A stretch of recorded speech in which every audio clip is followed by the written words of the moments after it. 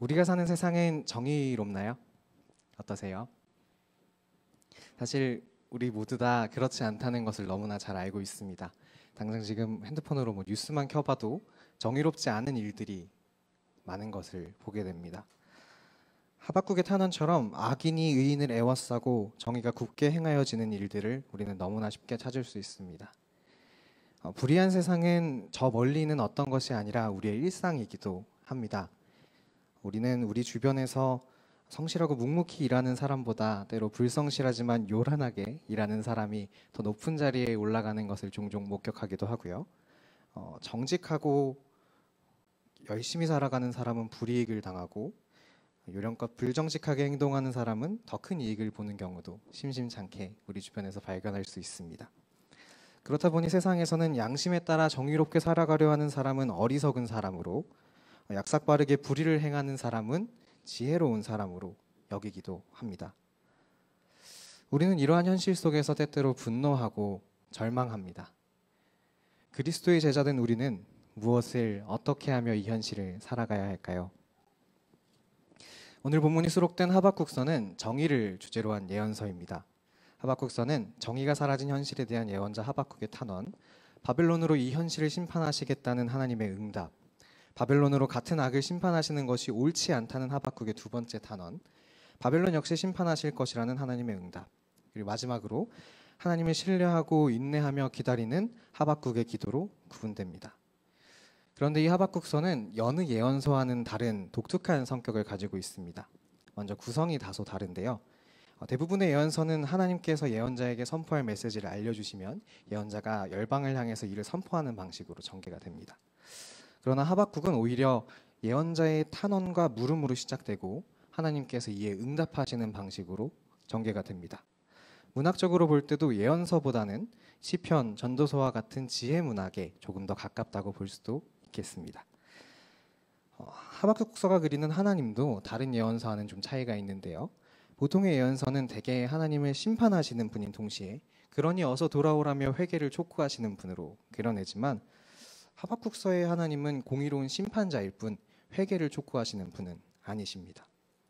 하박국의 시선에서는 더 큰 악에 불과한 바벨론조차 하나님의 심판의 도구로 사용하시는 분이시며 믿음의 의인은 살리시지만 교만한 악인은 심판하시는 하나님이십니다. 이제 함께 읽은 2장 4절을 더 면밀히 살펴보겠습니다. 본문은 바벨론이라는 더 큰 악을 사용하심이 마땅하냐는 하박국의 두 번째 질문에 대한 하나님의 응답 초반부입니다. 교만한 악인의 삶과 믿음으로 사는 의인의 삶이 대비되는 부분인데요. 우리에게는 사실 하박국 내에서의 의미보다 신약 로마서에서 사도 바울이 인용하고 마르틴 루터가 종교개혁 때 기치로 삼은 기독교의 일반 진리로서의 의미가 더 익숙합니다. 오늘 특별히 지목하고 싶은 부분은 질문하는 하박국의 태도입니다. 2장 1절인데요. 제가 봉독하겠습니다. 내가 내 파수하는 곳에 서며 성루에 서리라. 그가 내게 무엇이라 말씀하실는지 기다리고 바라보며 나의 질문에 대하여 어떻게 대답하실는지 보리라 하였더니. 아멘. 하박국서는 지금 하박국을 파수하는 곳, 성루에 서 있는 곳이라고 표현합니다. 하박국은 지금 하나님과 마치 전쟁을 치르듯 하나님께 강하게 질문하고 있습니다. 바벨론을 이렇게 사용하시는 게 맞는 겁니까, 하나님? 하나님, 이건 옳지 않습니다. 라고 지금 강하게 하나님을 몰아붙이고 있습니다. 그런데 하나님이 이에 응답하십니다. 이 부분이 참 우리에게 은혜가 되는 부분이기도 한데요. 하나님은 우리의 질문을 분명히 들으시고 응답하시는 분입니다. 우리의 질문의 어떤 톤이라고 할까요? 어조와 관계없이 우리의 질문을 들으시는 분입니다. 하나님은 이런 하박국에게 하나님의 원칙을 선언하십니다.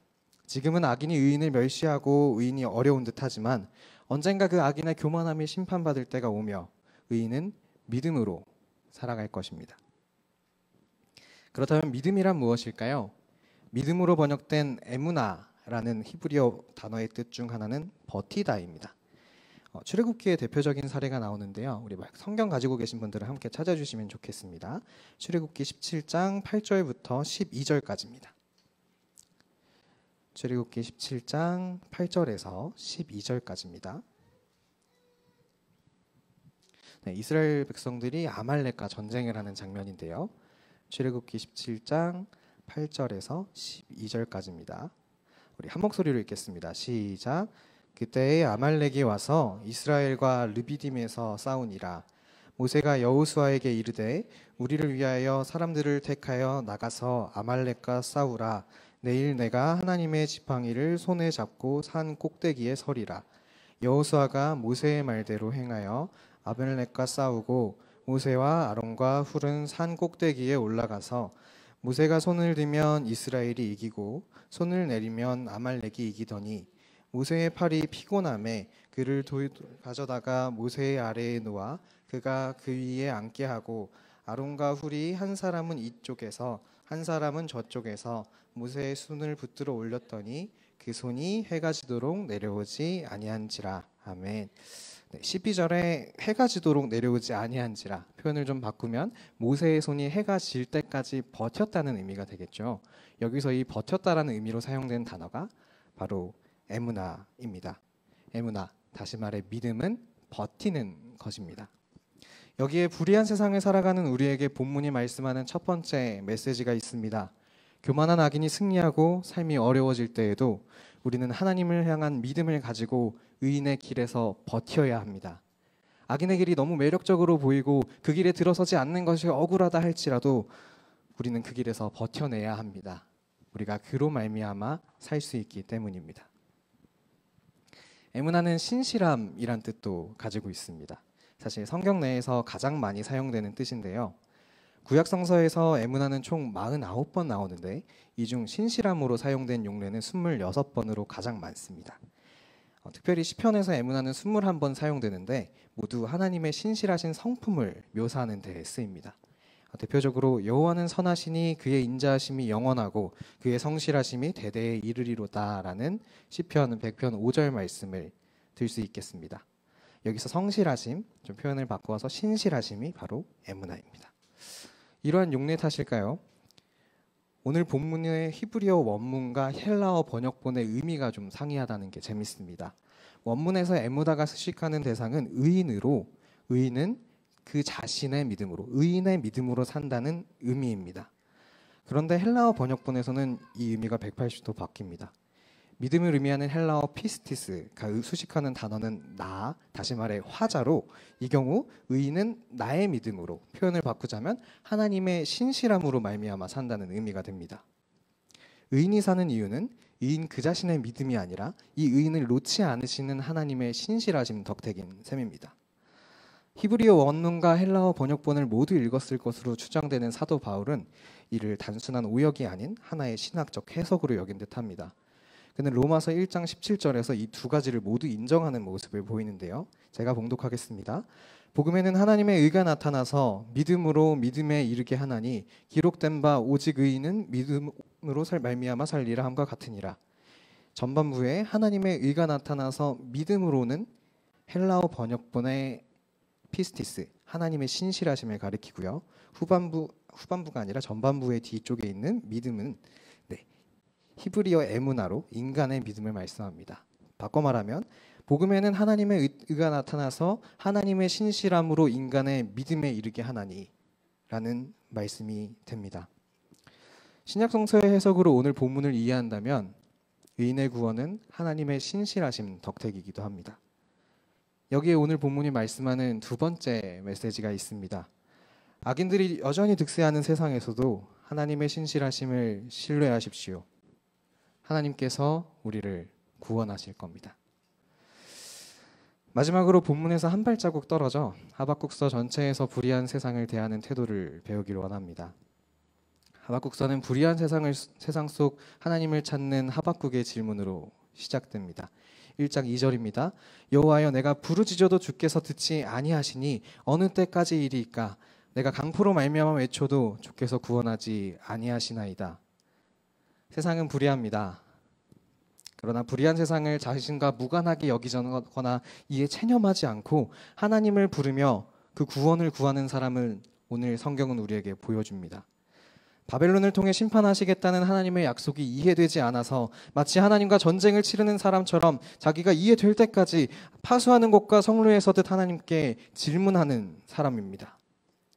질문 끝에 주어진 응답과 구원의 약속 앞에 순종하며 하나님을 찬양하고 하나님을 기다리며 어려운 환경을 버텨내는 사람이기도 합니다. 오늘 성경은 하박국의 모습을 통해 우리에게 질문합니다. 우리는 과연 우리 삶 속에 또 우리가 속한 사회 속에 산적한 불의들의 진정으로 아파하는가? 우리는 그 불의들에 슬퍼하며 하나님께 질문을 던지고 있는가? 불의한 세상 속에 우리의 믿음을 지키며 무화과 나뭇잎이 무성하지 못하며 포도나무에 열매가 없고 감람나무에 소출이 없는 상황 속에서 하나님 한 분만으로 기뻐하고자 하는 태도가 있는가? 이제 우리가 말씀이 우리에게 던진 질문 앞에 삶으로 대답할 차례입니다. 말씀을 마무리합니다. 사랑하는 성도 여러분, 세상의 불의함 가운데 분노하고 절망하며 고통받으심을 잘 압니다. 그리스도인답게 살고자 선택했던 정의들이 때때로 불이익이 됐을 겁니다. 악인의 길을 걷지 않고자 선택했던 길들이 어리석게 여겨지기도 했을 겁니다. 그 나라가 아직 완전히 오지 않았기에 앞으로도 세상의 불의는 우리를 계속해서 고통스럽게 할 겁니다. 때로 바벨론의 압제와 같이 너무나 가혹하고 힘든 일이 우리에게 찾아올지도 모르겠습니다. 무화과 나뭇잎이 무성하지 않고 포도나무에 열매가 없으며 밭에 소출이 없고 양도 소도 없는 상황이 우리를 찾아올지도 모릅니다. 너무나도 힘들 그때, 세상의 불의에 절망하고 분노할 그때, 의인을 기억하시는 하나님을 우리 또한 기억하며 버텨냅시다. 하나님의 신실하심이 우리를 놓지 않음을 또한 기억합시다. 하나님이 그 모든 것을 알고 계심을, 우리의 탄원을 듣고 계심을, 언젠가는 하나님의 방법대로 이를 심판하시며 완전한 하나님의 나라가 임하게 하실 것을 기억합시다. 또한 그리스도의 제자이자 그의 몸된 교회된 여러분, 이 땅에 정의가 온전히 세워질 때까지 그를 위해 살아갑시다. 불의한 세상을 자기 일처럼 아파하고 하나님을 찾았던 하박국처럼 우리 주위가 아니더라도 온 세상 가운데 가득한 불의를 우리 일처럼 여깁시다. 포로된 자에게 자유를, 눈먼 자에게 다시 보게 함을 전파하며 눌린 자를 자유롭게 하신 예수 그리스도를 따라갑시다. 우리는 그를 위해 부름을 받았습니다. 함께 기도하시겠습니다.